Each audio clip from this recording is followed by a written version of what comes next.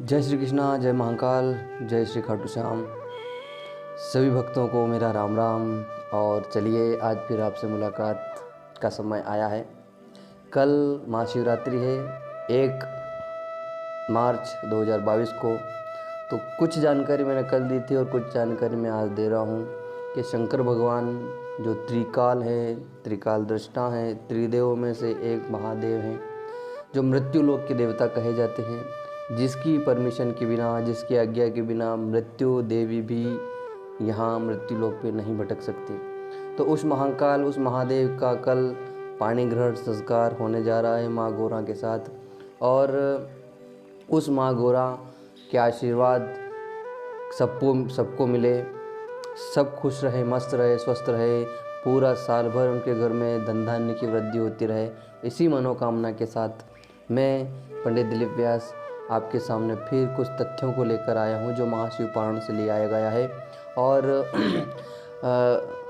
उनको अगर हमने किया तो स्वाभाविक बात है, क्योंकि होता क्या है, कर्म करना हमारा कार्य है, फल देना महाकाल का काम है। हम जो उपाय बता रहे हैं वो उपाय अगर आप कर रहे हो और उपाय होने में कोई त्रुटि हो जाती है तो फिर उसकी बात अलग है।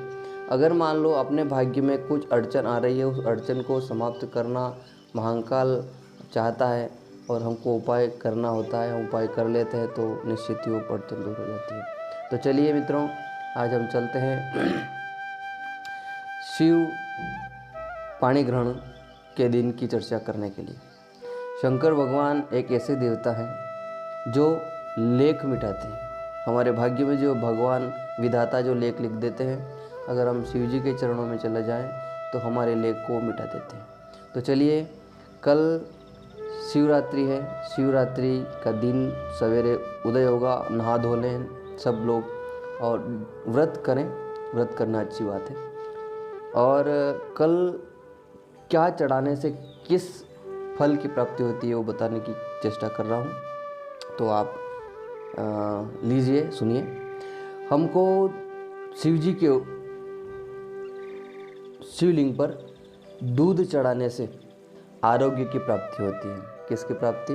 आरोग्य, धन संपत्ति, आरोग्य, स्वस्थ रहे हम, हमारे परिवार में स्वास्थ्य, सब परिवारजन रहे, तो दूध चढ़ाने से स्वस्थ आरोग्य की प्राप्ति होती है। दही चढ़ाने से हर्ष उल्लास हमारे जीवन में पूरे जीवन भर, पूरे वर्ष भर बना रहता है। शहद से सौंदर्य, वाणी में मिठास और समाज में सम्मान हमको मिलता है। घी चढ़ाने से तेज की प्राप्ति होती है। तेज यानी आप अगर कहीं गए तो आपको हर कोई नोटिस करे, ये तेज प्राप्त घी चढ़ाने से प्राप्त होता है। शक्कर चढ़ाने से सुख समृद्धि की प्राप्ति होती है।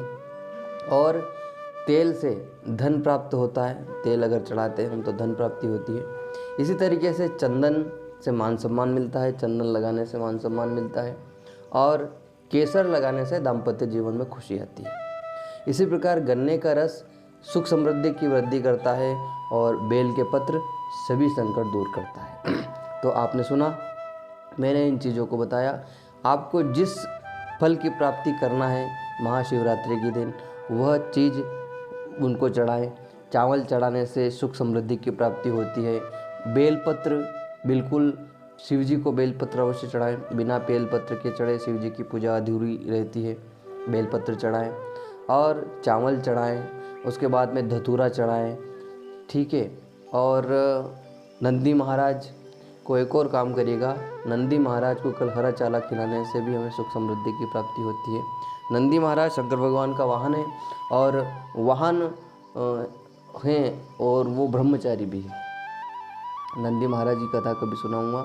सब शिव महापुराण सुन रहे हैं तो शिव महापुराण सुनने से हमारे सबके मन में एक जिज्ञासा उत्पन्न होती है कि शिव महापुराण वास्तविकता में क्या है।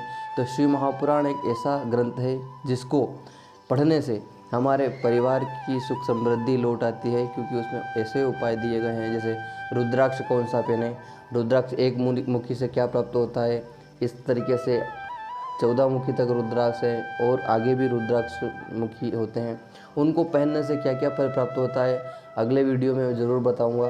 तो बिल्कुल आप बने रहिए। हमारा चैनल गुरुदेव दिलीप व्यास को लाइव सब्सक्राइब करें।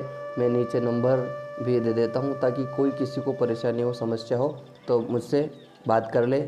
ज्योतिष समाधान, हस्तरेखा, कुंडली समाधान, कोई भी अगर हम समाधान चाहते हैं आप, तो बिल्कुल नंबर पे आप कॉल कीजिए। आपकी समस्या का समाधान महाकाल बाबा के आशीर्वाद से, खाटू श्याम के आशीर्वाद से, सांवरिया सेठ के आशीर्वाद से ये दास करने की चेष्टा करेगा। जय श्री श्याम।